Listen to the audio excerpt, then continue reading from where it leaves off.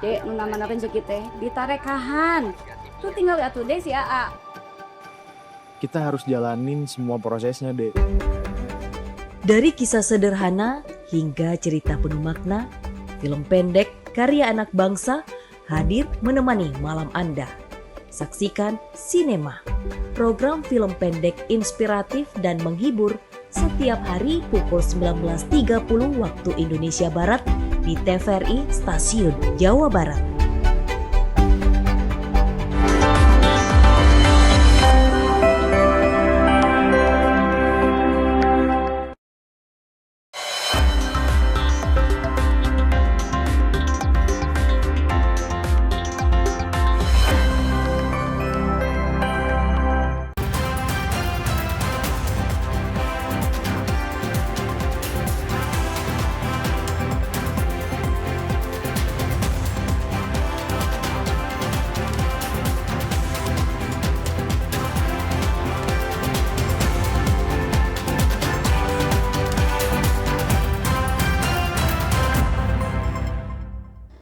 Assalamualaikum warahmatullahi wabarakatuh. Selamat sore saudara. Jawa Barat hari ini kembali menjumpai Anda edisi hari Rabu 17 Juni 2026. Sejumlah informasi seputar Jawa Barat akan kami hadirkan untuk Anda di antaranya. Kondisi stok pangan Kota Bandung menghadapi musim kemarau aman.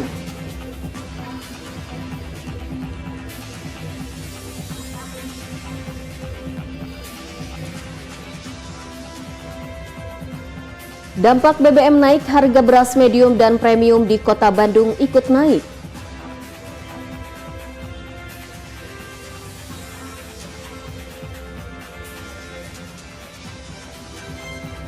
Desa Trusmi Kulon Cirebon perkuat pencegahan penyalahgunaan narkoba.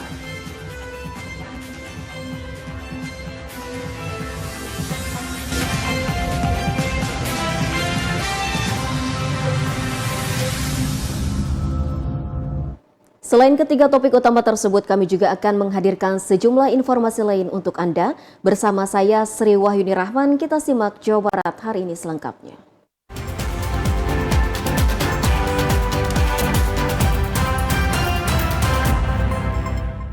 Dan saudara, kita simak informasi yang pertama. Dinas Ketahanan Pangan dan Pertanian Kota Bandung memastikan pasokan pangan Kota Bandung aman hingga beberapa bulan ke depan. Pemerintah setempat kini menggencarkan mitigasi dampak kemarau bagi petani serta mengoptimalkan program ketahanan pangan mandiri di masyarakat. Berdasarkan informasi dari BMKG, kemarau panjang akan berlangsung mulai bulan Juli hingga akhir tahun. Menghadapi situasi ini, Kota Bandung yang 96% pasokan bahan pangannya berasal dari luar daerah, kian menggencarkan strategi ketahanan pangan mandiri. Mulai dari edukasi petani lokal oleh penyuluh pertanian yang tersebar di daerah, bantuan untuk masyarakat seperti pupuk dan bibit tanaman berkualitas yang tahan kemarau, hingga bantuan langsung pemberian sembako langsung kepada masyarakat yang membutuhkan. Meski demikian, Dinas Ketahanan Pangan dan Pertanian Kota Bandung memastikan ketersediaan komoditas bahan pangan di Kota Bandung tidak mengalami kekurangan dan masih mampu bertahan hingga beberapa bulan ke depan. Hari-hari ini kita sedang menggalakkan bantuan pangan dari pemerintah pusat kepada masyarakat miskin, begitu. Ada sekitar hampir 221.000 lebih kakak penerima dibantu beras dan beras 10 kg per bulan. Dan minyak goreng 2 liter. Ini sedang kita berjalan ini, sudah hampir 2 bulan yang lalu masih berjalan. Persediaan pangan di Kota Bandung sebetulnya cukup aman ketersediaannya. Bahkan beras ini kemarin kita konsultasi dengan Bulog untuk di Kota Bandung itu cukup sampai 3 bulan ke depan dan ini akan terus diisi gitu. Guna mengantisipasi dampak kemarau terhadap pasokan bahan pangan, Pemerintah Kota Bandung mengintensifkan koordinasi dengan pemerintah provinsi dan pusat, serta memperluas kerjasama antar daerah penghasil pertanian. Di lingkup domestik, masyarakat juga didorong melakukan produksi skala kecil di pekarangan rumah melalui program urban farming atau buruan sae, terutama untuk komoditas rentan seperti cabai, bawang, dan sayuran. Langkah ini berjalan beriringan dengan program bantuan pemerintah melalui gerakan pangan murah. Dari Kota Bandung, Falih dan Edo, TVRI Jawa Barat melaporkan. Sementara itu, saudara, harga beras di pasaran kembali merangkak naik hingga Rp1.000 pasca kenaikan harga BBM. Pedagang menyebut kenaikan ini berdampak pada semua jenis beras dan meminta pemerintah bertindak untuk menanggulangi harga beras. Pasca kenaikan harga BBM, harga beras di tingkat pedagang kembali naik. Kenaikan harga yang rata-rata Rp1.000 per kilogram untuk semua jenis beras membuat para pembeli mengeluh. Sebelumnya, beras medium yang dijual dengan harga Rp14.000 per kilo, kini menjadi Rp15 hingga Rp16.000. Sementara beras premium yang sebelumnya Rp17.000, kini menjadi Rp18.000 per kilogram. Sementara untuk beras kualitas premium yang sebelumnya Rp18.000, kini naik menjadi Rp19.000 per kilogram. Menurut para pedagang, kenaikan harga BBM berdampak besar pada harga beras di pasaran sehingga mengalami kenaikan yang cukup tinggi. Beras untuk saat ini pasca BBM naik tuh ada perubahan. Informasi kemarin dari supplier yang suka kirim barang tuh kenaikan per kilo Rp1.000. Kemungkinan itu semua jenis varian beras dari harga 14 jadi 15.000, 15 jadi 16.000. 17 jadi 18, ya kemungkinan yang 18 juga naiknya. Ya udah pasti bukan mungkin lagi 19. Pokoknya per kilo naiknya Rp1.000. Sementara untuk pasokan, pedagang mengaku supplier kini lebih membatasi pengeluaran barang karena kondisi ekonomi yang tidak menentu. Pedagang berharap pemerintah tidak hanya melakukan pengawasan, namun juga memberikan solusi agar harga beras tidak terus merangkak naik dan membebani masyarakat. Dari Bandung, Abi Aditya melaporkan. Direktorat Reserse Narkoba Polda Jawa Barat melakukan penilaian kampung tangguh narkoba di Desa Trusmi Kulon, Kecamatan Pleret, Kabupaten Cirebon, Jawa Barat. Penilaian dilakukan untuk mengukur efektivitas upaya pencegahan penyalahgunaan narkoba yang melibatkan pemerintah desa dan juga masyarakat.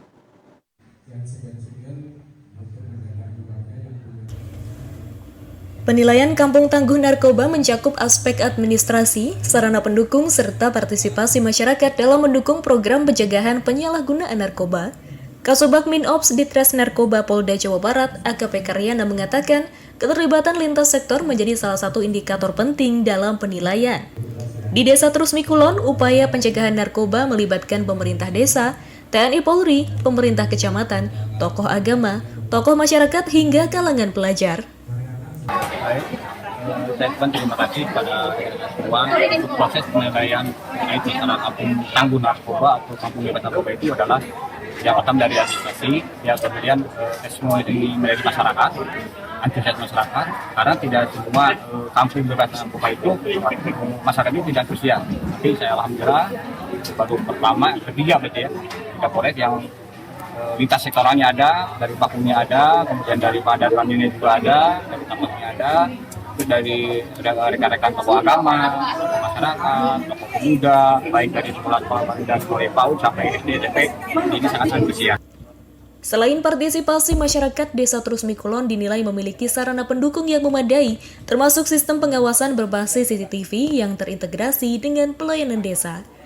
Sementara itu, pemerintah Desa Trusmi Kulon terus memperkuat langkah pencegahan melalui edukasi kepada generasi muda serta pengawasan lingkungan dengan mengaktifkan pos kamling dan memasang 40 unit CCTV di sejumlah titik. Terima kasih pada semua dan juga terima kasih juga pada penyelenggara juga Kasat Polres ya, Bandar Amil dan juga Polsek. Artinya bahaya narkoba ini bukan tanggung jawab dari tindakan kemarin saja, tapi merupakan tanggung jawab bersama dan seluruh masyarakat juga. Saya berharap untuk bisa membantu di Kulon ini agar benar-benar zero daripada narkoba. Ya pada dasarnya dan intinya kita masyarakat dan juga dengan kepolisian harus menyatu dan bisa bekerja sama. Polda Jawa Barat menilai sinergi antara aparat dan masyarakat menjadi faktor penting dalam menekan penyalahgunaan narkoba. Melalui program Kampung Tangguh Narkoba, desa diharapkan mampu membangun sistem pencegahan yang berkelanjutan hingga tingkat lingkungan. Dari Cirebon, Makmur Hamdallah, TVRI Jawa Barat melaporkan. Saudara, usai jeda kami masih akan kembali menghadirkan sejumlah informasi lain untuk Anda, di antaranya penyiapan SDM dalam ketahanan nasional dan ekonomi. Tetaplah bersama kami di Jawa Barat hari ini.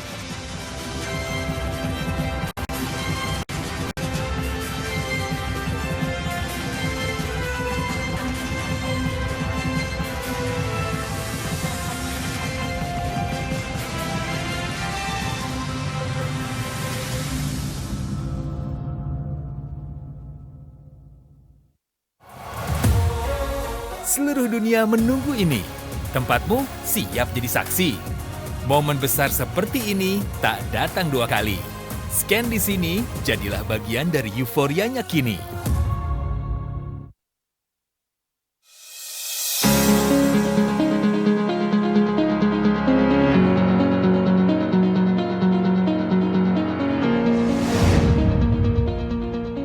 Assalamualaikum warahmatullahi wabarakatuh.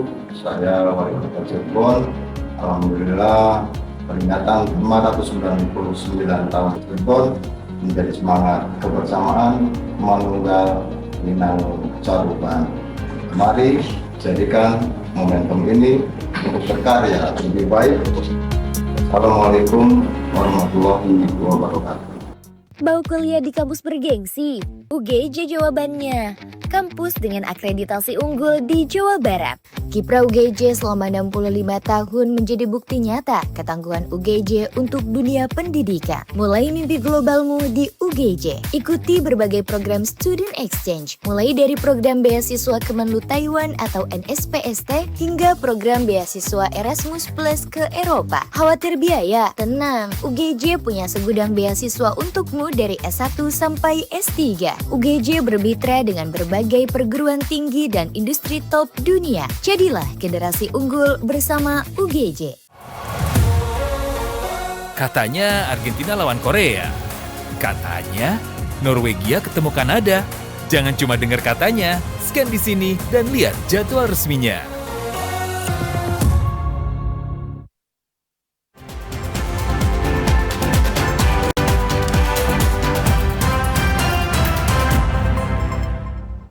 Terima kasih saudara, Anda masih bersama kami menyaksikan Jawa Barat hari ini dan kini kita simak informasi lainnya.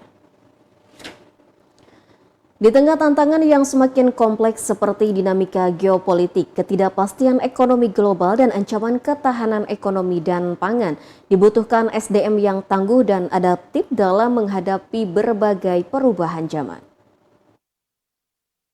Dalam menghadapi kondisi dengan tantangan semakin kompleks, ketahanan nasional tidak hanya bertumpu pada kekuatan pertahanan negara, namun aspek lainnya pun berjalan seiring seperti ketahanan ekonomi dan pangan. Guna menjawab kondisi tersebut, sangat dibutuhkan SDM yang mandiri, produktif, juga mampu mengelola potensi SDM berdaya saing yang dimiliki. Untuk itu, melalui Diklat Sarjana Penggerak Pembangunan Indonesia, Koperasi Desa Kelurahan Merah Putih dan Kampung Nelayan Merah Putih memperkuat kemandirian ekonomi masyarakat dan ketahanan nasional. Saat membuka Diklat SPPI Koperasi Desa Kelurahan Merah Putih dan Kampung Nelayan Merah Putih di Pusdiktop di Topat Cimahi, Direktur Topografi TNI AD, Brigjen TNI Hendi Suhendi menyatakan melalui Diklat ini membentuk pribadi yang tangguh, bertanggung jawab, mampu bekerja dalam tim, serta memiliki daya juang menghadapi berbagai tantangan di lapangan. Untuk itu selama 1 bulan 2 minggu mengikuti pendidikan, 240 peserta dari berbagai strata mendapatkan pembinaan tripola, yakni pembinaan sikap, perilaku, peningkatan pengetahuan, keterampilan, serta pembinaan jasmani. Konsep yang akan kita kembangkan yaitu mengembangkan 2 konsep yang berdiri sendiri. Yang pertama pembentukan karakter. Yang kedua adalah penguasaan manajerial sendiri. Jadi melalui latihan dasar kemiliteran Komca diharapkan nanti peserta memiliki disiplin, kemudian integritas, loyalitas dan jiwa kepemimpinan. Kemudian di dalam penguasaan manajerial mungkin nanti diharapkan sudah memiliki pengetahuan atau mungkin keterampilan bagaimana mengurus koperasi atau kampung nelayan nantinya. Kemudian untuk sistem yang kita gunakan adalah tripola dasar yang meliputi aspek sikap perilaku, kemudian kemampuan dan keterampilan, dan yang ketiga adalah pembinaan jasmani. Diharapkan melalui diklat ini peserta dapat menanamkan nilai integritas, nasionalisme dan semangat bela negara serta menjadi agen perubahan yang mampu menghadirkan solusi nyata melalui penguatan koperasi dan pemberdayaan masyarakat pesisir. Komarudin, ADED TVRI Jawa Barat melaporkan. Sementara itu, pendidikan tinggi Islam tidak hanya dituntut untuk mencetak lulusan yang cerdas dan juga kompeten, tetapi juga memiliki karakter yang akhlakul karimah. Di tengah pesatnya perkembangan teknologi, Universitas Islam Negeri Sunan Gunung Jati Bandung terus mengembangkan pendidikan yang adaptif tanpa mengabaikan pembentukan akhlakul karimah para mahasiswanya. Memupuk karakter mahasiswa menjadi pribadi yang berakhlakul karimah atau berperilaku baik masih menjadi salah satu prioritas Universitas Islam Negeri UIN Sunan Gunung Jati Bandung dalam mencetak lulusannya. Meski begitu, di era sekarang di mana teknologi mengambil banyak peran di semua lini kehidupan, UIN sebagai perguruan tinggi Islam juga fokus mendidik mahasiswa menjadi pembelajar yang adaptif terhadap semua perubahan zaman. Mahasiswa dibentuk untuk menjadi sosok yang kritis dalam berpikir, menguasai keterampilan baru yang dibutuhkan pasar, dan menjadi pribadi yang akhlakul karimah. Wakil Rektor 1 UIN Sunan Gunung Jati Bandung, Profesor Dadan Rusmana menekankan kecerdasan harus beriringan dengan kebaikan dan kepintaran tidak boleh kalah oleh keburukan. Oleh karena itu pendidikan Islam itu berupaya untuk memberikan penekanan pada pertama adalah bagaimana pemahaman, berpikir kritis dan berbasis literasi, high literation ya. Kemudian yang kedua itu adalah berbasis skill ya. Jadi berpikirnya tetap harus tajam, kritis, tapi kemudian hal-hal teknis tetap harus dikuasai. Dan yang paling penting dari itu adalah bagaimana kemudian akhlak karimah itu tetap menjadi prioritas ya. Boleh cerdas, boleh terampil, tetapi tetap juga harus baik, harus tawadu, harus humble.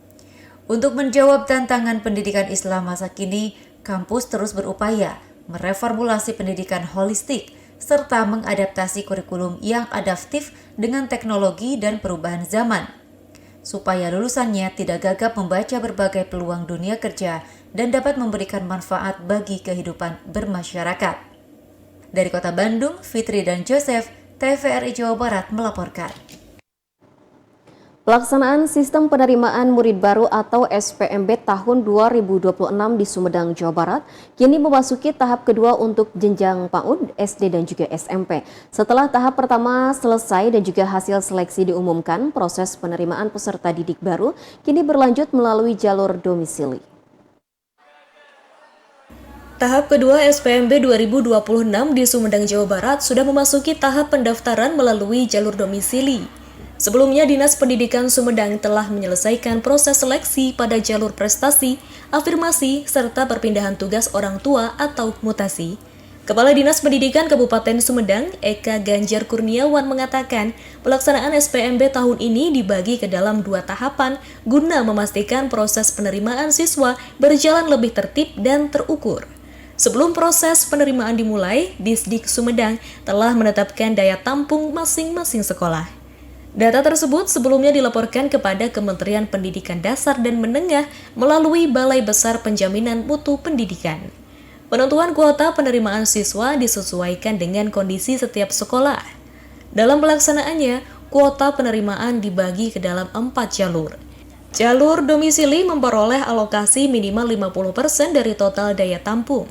Sementara itu, jalur prestasi mendapatkan kuota 25%, jalur afirmasi 15%, dan jalur perpindahan atau mutasi sebesar 10%. Seluruh proses pendaftaran dilakukan secara daring atau online. Yang mana tahap pertama sudah dilaksanakan dan sudah diumumkan, yaitu untuk jalur prestasi, jalur prestasi, jalur afirmasi, dan jalur perpindahan ataupun mutasi. Nah, ini sudah dilaksanakan dan minggu kemarin sudah diumumkan untuk tahap yang ke-1, dan sekarang kita memasuki penerimaan murid baru untuk tahap kedua, yaitu dari jalur domisili.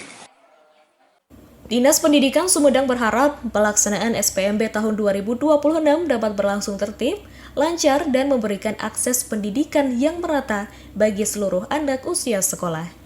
Dari Sumedang, Aang Andanugraha, TVRI Jawa Barat melaporkan.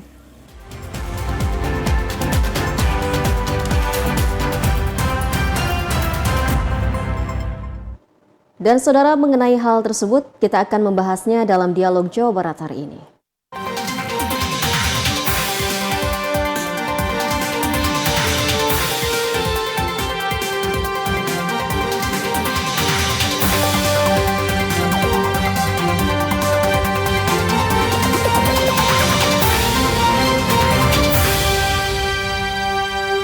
Saudara, dalam segmen dialog kali ini kita akan mengangkat tema mengenai pelaksanaan SPMB di Kabupaten Sumedang bersama narasumber yang sudah terhubung dengan kami melalui saluran Zoom, yakni Bapak Dr. Eka Ganjar Kurniawan selaku Kepala Dinas Pendidikan Kabupaten Sumedang. Assalamualaikum warahmatullahi wabarakatuh. Selamat sore, Sampurasun Pak Eka. Selamat sore, Rampes, Ibu. Ya. Baik, Pak Eka apa kabar? Alhamdulillah, baik. Ya. Alhamdulillah baik ya. Terima kasih Pak Eka pada sore hari ini sudah menyempatkan waktunya untuk bergabung bersama kami berbagi informasi mengenai informasi pelaksanaan SPMB di Kabupaten Sumedang. Kami ingin mengetahui bagaimana kesiapan infrastruktur dan juga sistem zonasi Dinas Pendidikan Sumedang pada saat ini untuk mengantisipasi kendala dan juga teknis SPMB di tahun ini. Pak Eka, silahkan. Ya baik, terima kasih. Ya, yang pertama ini berkaitan dengan pelaksanaan SPMB, kaitan dengan infrastruktur dan sistem zonasi. SPMB untuk tahun 2026-2027 ini ya tidak ada perbedaan kebijakan secara mendasar dibanding dengan SPMB yang sebelumnya. Tentunya kami di awal sudah menyiapkan kaitan dengan kesiapan infrastruktur dalam pelaksanaan SPMB ini. Yang pertama itu kaitan dengan jaringan internet, kesiapan para operator satuan pendidikan, yaitu dalam upaya untuk bisa mensosialisasikan pelaksanaan SPMB di tahun 2026 ini. Dan selanjutnya untuk sistem zonasi yang di Dinas Pendidikan pun ataupun domisili, kalau sekarang disebutnya itu jalur domisili. Ya, untuk jalur domisili kami pun telah melakukan pemetaan sebaran penduduk dan daya tampung untuk sekolah-sekolah yang ada di Kabupaten Sumedang, sehingga harapan kami ya, penerimaan murid baru melalui jalur domisili ini betul-betul proporsional dan bisa memberikan kesempatan yang adil kepada seluruh calon murid yang ada di Kabupaten Sumedang. Ya. Baik, jadi selama ini untuk proses SPMB di Kabupaten Sumedang tidak ada kendala yang berarti ya Pak Eka. Lalu Pak Eka, bagaimana sebenarnya mekanisme untuk memastikan pengawasan berjalan dengan lancar, baik itu di jalur zonasi, afirmasi dan juga prestasi, ini bisa berjalan transparan tanpa adanya kecurangan. Di tengah kemarin kita menyimak juga nih ada yang namanya kisruh terkait dengan SPMB di wilayah Jawa Barat. Pak Eka. Nah, berkaitan dengan masalah transparansi, akuntabilitas dalam pelaksanaan SPMB ini, tentu ini merupakan hal yang paling penting dan paling utama. Nah, hal yang pertama kita lakukan, kami menyiapkan website untuk bisa diakses oleh seluruh warga masyarakat, yaitu spmb.sumedangkap.go.id. Nah, itu yang ke-1. Yang kedua, kita pun menyiapkan ruang untuk bisa memberikan saran masukan kepada kami Dinas Pendidikan, dan di Satuan Pendidikan pun kami menyiapkan ya panitia untuk bisa menerima masukan-masukan dari berbagai pihak dalam pelaksanaan SPMB ini. Nah, tentunya dengan sistem penerimaan murid baru dengan cara online ini diharapkan ini bisa lebih memperlihatkan kaitan dengan transparansi dan akuntabilitas di dalam pelaksanaannya. Baik, jadi untuk menjamin akuntabilitas dan juga transparansi dari Dinas Pendidikan Kabupaten Sumedang sendiri, ini sudah menyediakan website ya untuk aduan masyarakat terkait hal tersebut. Lalu Pak Eka, dengan adanya sistem pendaftaran atau penerimaan siswa baru melalui online ini, kira-kira apa yang harus dibenahi dan juga harus dimantapkan untuk kedepannya agar tidak terjadi mungkin sedikit kendala yang bisa kendala ini bisa mengurangi berjalannya SPMB di wilayah Kabupaten Sumedang? Nah, ada beberapa hal yang harus kita benahi bersama. Yang pertama, kita berbicara dari internal dulu, dari kami, ya, dari Dinas Pendidikan. yaitu berkaitan dengan pemerataan jaringan internet di Kabupaten Sumedang. Memang kami akui masih ada beberapa daerah, ya kalau dipresentasekan mungkin 10% dari wilayah Kabupaten Sumedang ini masih blank spot, sehingga untuk penerimaan murid barunya ini ya, ada sedikit kendala. Itu berkaitan dengan pemerataan sarana internet. Nah, yang kedua yang harus kami siapkan pun ini berkaitan dengan ketersediaan sumber daya manusia yang ada di kami Dinas Pendidikan, yang mana keterbatasan sumber daya manusia yang ada di Dinas Pendidikan ini ya, akan sangat mempengaruhi ya, untuk publikasi kesatuan pendidikan. Contohnya, untuk bisa menyampaikan secara masif berkaitan dengan pelaksanaan SPMB ini ke masyarakat, ini memerlukan waktu yang cukup panjang, sehingga keterlibatan dari satuan pendidikan pun ini sangat diharapkan. Nah, itu berkaitan dengan di internal. Yang kedua ini berkaitan dengan permasalahan di eksternal, yaitu berkaitan dengan masalah persepsi sebagian masyarakat terhadap beberapa sekolah negeri. Jadi masih ada beberapa masyarakat yang menganggap bahwa sekolah A, sekolah B adalah sekolah favorit. Padahal dengan diterapkannya kebijakan penerimaan murid baru dengan 4 jalur itu, yang salah satunya jalur domisili, pemerintah ingin memastikan bahwa semua masyarakat bisa sekolah dimanapun, yaitu tanpa memisahkan antara si A dan si B, sehingga orang yang dekat bisa sekolah di sekolah yang lebih dekat lagi, seperti itu.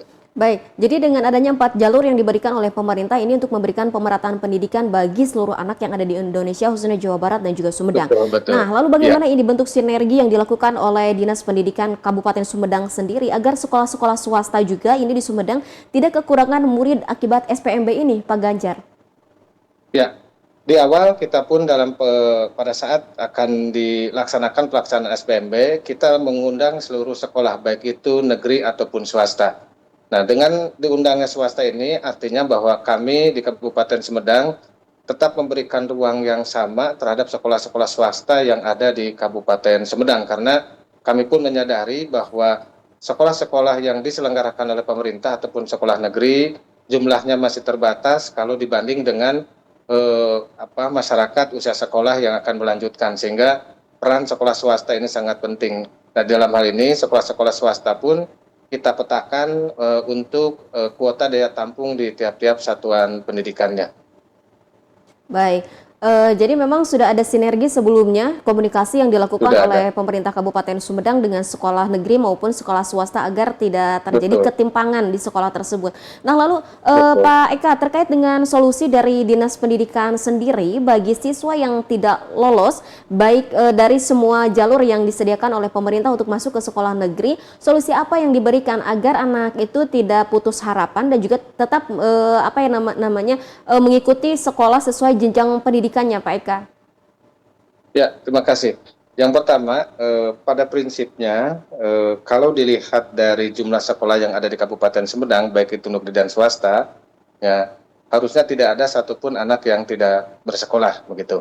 Nah, namun demikian, ketika ada beberapa masyarakat ingin melanjutkan di salah satu sekolah, ternyata tidak bisa diterima di sekolah tersebut, maka kami Dinas Pendidikan mencoba memfasilitasi ya untuk bisa melanjutkan baik itu di sekolah negeri terdekat ataupun di sekolah-sekolah swasta terdekat, sehingga kita harus pastikan bahwa semua warga masyarakat tidak ada yang tidak melanjutkan. Ya tentunya tadi saya sampaikan bahwa keberadaan sekolah swasta ini sangat dibutuhkan yaitu dalam upaya untuk bisa mengurangi bahkan menghilangkan anak-anak yang tidak melanjutkan di Kabupaten Sumedang. Tapi Pak, untuk saat ini apakah masih ada angka anak sekolah yang anak-anak yang putus sekolah di Kabupaten Sumedang? Oh iya, nah ini berkaitan dengan ada yang namanya sebut dengan anak tidak sekolah ataupun ATS. Nah, ATS ini terbagi ke dalam 3 klasifikasi. Yang pertama adalah anak yang tidak pernah bersekolah. Yang kedua adalah anak yang putus sekolah. Yang ketiga adalah anak yang tidak melanjutkan sekolah ke jenjang berikutnya. Ini ada 3 data tersebut.